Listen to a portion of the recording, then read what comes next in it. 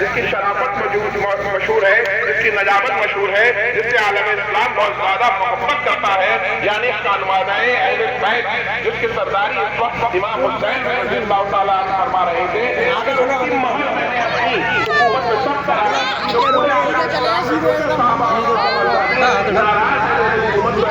करना चाहते हैं, किसी को कुछ कहने का मौका नहीं मिलेगा, क्योंकि अगर कोई कुछ कहेगा तो उससे कहा जाएगा जब दुनिया के सबसे बेहतरीन इंसान रसूल पाक के नवासे रसूला के बेटे पाक के सबसे जिगर में मार देते हैं और मेरी बैठ क्या है तो जो है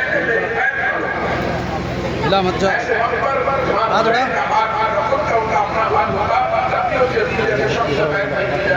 लेकिन यहाँ वो है जो है नुमाइंदा है रसूल पाक सल्लल्लाहु अलैहि वसल्लम के नुमाइंदा है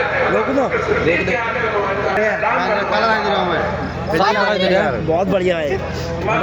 चलो चलो देखो ना अस्सलाम वालेकुम। ऐसे में इमाम हुसैन उससे डायरेक्ट कोई जंग करने नहीं गए थे, बल्कि अपनी बात करने गए थे। लेकिन उन लोगों ने इमाम हुसैन को इस बात का मौका नहीं दिया, क्योंकि उनकी शर्त अव्वल थी कि हाज़िर इमाम हुसैन बैठ कर लें। इमाम हुसैन फरमा रहे थे कि मुझे यजीद के पास जाने दिया जाए, मैं खुद उससे अपना मामला सॉल्व कर दूंगा, यानी उसको बता दूंगा कि तुम क्या क्या गलती करते हो। अब यहाँ पर अगर आपका कोई छोटा सा बच्चा बीमार हो, आप अस्पताल जाएं और अस्पताल में उसे एडमिट करें, तो आपकी आंखों से, हमारी आंखों से आंसू टपकने लगते हैं, इसकी तबीयत खराब है, न जाने क्या होगा। हम डॉक्टर के हाथ जोड़ने लगते हैं, अपनी तिजोरियां खोल देते हैं कि हम जो है हमारा बच्चा किसी तरह बच जाए। और यहाँ पर इमाम हुसैन के सामने सवाल यह था कि या तो बैत कर ली जाए, या अपने खानदान को बैत कर ली जाए, या अपने खानदान को बचा लिया जाए। अब इमाम हुसैन के सामने बेटों की जिंदगी भी है, भाइयों की जिंदगी भी है, भाइयों भतीजों की जिंदगी भी है, तमाम शाख की जिंदगी भी है। एक तरफ तो जान है, खानदान है, और एक तरफ जो है वो शहादत इंतजार कर रही है। इमाम हुसैन के सामने या तो बैठ कर ले तो ये सब चीजें आसानी से बच सकती हैं, और अपने घर को बचाना, अपनी जान को बचाना बहुत अहम हुआ करता है। लेकिन मैदान करबला में इमाम हुसैन और उनके खानदान ने अपनी जान की कुर्बानी पेश करके आने वाली तमाम नस्लों को ये बता दिया कि किस चीज के लिए, किस चीज की कुर्बानी की जा सकती है। जान बचाना बहुत जरूरी है, लेकिन ईमान बचाना उससे भी ज्यादा जरूरी है। नाना की शरीयत को बचाना उससे भी जरूरी है। इस्लाम को उसकी असली प्योर फॉर्म में बचाना उससे भी ज्यादा जरूरी है। तालीमात इस्लाम को बचाना सबसे ज्यादा जरूरी है। तो इमाम हुसैन ने अपनी आंखों के सामने अपने 6 महीने से लेकर अपनी बड़ी उम्र के बच्चों और भाइयों और आखिर में खुद की शहादत को देखना तो बर्दाश्त किया, लेकिन अपना हाथ यजीद के हाथ में लेना गवारा न किया, क्योंकि उसे इस्लाम की शरीयत बचानी थी, ताकि हमेशा आने वाले जमाने में कभी भी शरीयत पे हमला हो तो हुसैन के गुलाम अलग अलग बातों में कभी इमाम आज़म अबू हनीफा खड़े हो जाए, कभी इमाम अहमद बिन मोहम्मद खड़े हो जाए, कभी मुजद्दिद अल-बस्तामी खड़े हो जाए, कभी इमाम अहमद रज़ा खां फाज़िल बरेलवी खड़े हो जाए, और हुसैन की शहादत को याद करते और इस्लाम के दिफा के लिए खड़े हो जाए। लोगों के बदनों पे तो हुकूमत की जा सकती है, लेकिन रूहों पे हुकूमत नहीं की जा सकती है। उस वक्त भी आगे इस्लाम में हुसैनी ज़्यादा थे, वो इत्तेफाक की बात है कि वहाँ पे जो है करबला के मैदान में ऐसा हुआ। अभी मौलाना बहुत अच्छा पॉइंट बयान कर रहे थे कि कभी हाशिमपुरा होता है, कभी मलियाबाद होता है, और तब भी अगर जब ताकि कोई माँ जिसका बच्चे को रौन दिया जाए तो उसे सब्र आ जाएगा जब वो हुसैन की शहादत, हुसैन के घर वालों की शहादत याद कर लेंगे। हज़रात गिरामी, इमाम हुसैन ने अपने पूरे खानदान के साथ जो अपनी शहादत पेश की है, उसका मेन मकसद ये था कि इस्लाम को उसकी हकीकी फॉर्म में, उसकी प्योरेस्ट फॉर्म में बचा लेना। जैसा नाना का इस्लाम था वही इस्लाम बचा देना। उसके लिए अगर जरूरत पड़ेगी खानदान नबूवत का खून पेश किया जाएगा, अहले बैत का खून पेश किया जाएगा, तो हम उससे भी अहले बैत उससे भी नहीं कतराएंगे, अपने खानदान की जो है कुर्बानी कर देंगे, लेकिन इस्लाम का सौदा नहीं करेंगे। आका हुसैन ने के बाद दीगरे अपने पूरे खानदान की कुर्बानी दे दी, लेकिन इस्लाम का सौदा नहीं किया। फिर आका हुसैन के जब शहादत की खबर फैलती है पूरे आलम इस्लाम में, तो बहुत बड़ी बात, पहले मीडिया इतना फास्ट नहीं होता था कि 1 सेकंड में खबर फैल जाए, महीनों लगा करते थे। जैसे खबर फैलती है पूरे आलम इस्लाम में, पहले ही से साहबा राजी नहीं थे, पूरे आलम इस्लाम में हड़कंप मच जाता है। जगह जगह पर जो है यजीद के खिलाफ लोग खड़े हो जाते हैं, और यजीद उसके बाद वो हरकत करता है कि کہ اس کے آپ کو معلوم ہوگا کہ مسجد نبوی کی بے حرمتی کی جاتی ہے. مسجد نبوی میں ممبر رسول کے پاس گھوڑے باندھے جاتے ہیں اور کعبہ شریف کی جو حرمتی کی جاتی ہے, کعبے کا غلاف جل جاتا ہے, تو یزید کی توفوں سے کعبے کا غلاف جل جاتا ہے, نہ جانے کتنے صحابہ اور صحابہ زادوں کا قتل ہو جاتا ہے, لیکن وہ بھی ڈٹ کے کھڑے ہو جاتے ہیں. امام حسین کی جو تعلیمات ہیں اس طریقے سے امام حسین ڈٹ کے کھڑے ہو گئے, صحابہ اور صحابہ زادے اور اہل اسلام پورے عالم اسلام میں پورے حجاز میں کھڑے ہو گئے. انہوں نے بھی یزید کی حکومت ایکسپٹ نہیں کی, بے دردی سے شہید کر گئے, بے دردی سے شہید کر دیے گئے, لیکن کبھی بھی یزید کی حکومت ایکسپٹ نہیں گئی. تو یہ حسین کا مشن سب سے پہلے تو یہیں پر کامیاب ہوتا ہوا نظر آتا ہے کہ ان کی شہادت کے فوراً بعد پورا عالم اسلام کھڑا ہو جاتا ہے اور 2-3 سال تک یہ جنگ چلتی رہتی ہے کہ اس کے بیچ یزید جو ہے وہ مر جاتا ہے اور یہ جنگ ختم ہو جاتی ہے.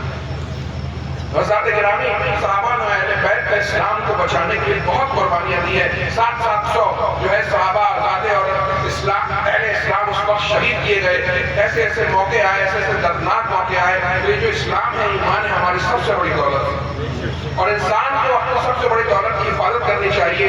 ہم لوگ عقل مند لوگ ہیں, ہمارے گھر میں ذرا سا سونا ہوتا ہے تو ہم اپنے گھر کی سب سے شاندار کمرے میں سیف میں لاکر میں رکھا کرتے ہیں. کبھی کوئی فنکشن ہوتا ہے, ہماری بہنیں پہن کے جاتی ہیں, لوٹ کے آتے ہیں پھر سے لاک کر کے رکھ دیتے ہیں.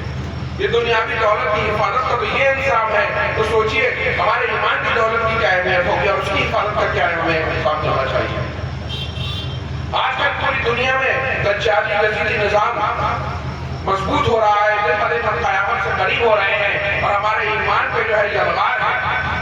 فیس بک کے ذریعے, واٹس ایپ کے ذریعے, انسٹاگرام کے ذریعے, سوشل میڈیا کے ذریعے, مختلف چالوں کے ذریعے, مختلف پالیسیز کے ذریعے, ایسے میں اپنی سب سے بڑی دولت یعنی اپنے ایمان کی حفاظت جو ہے ہماری سب سے اہم ضرورت ہے.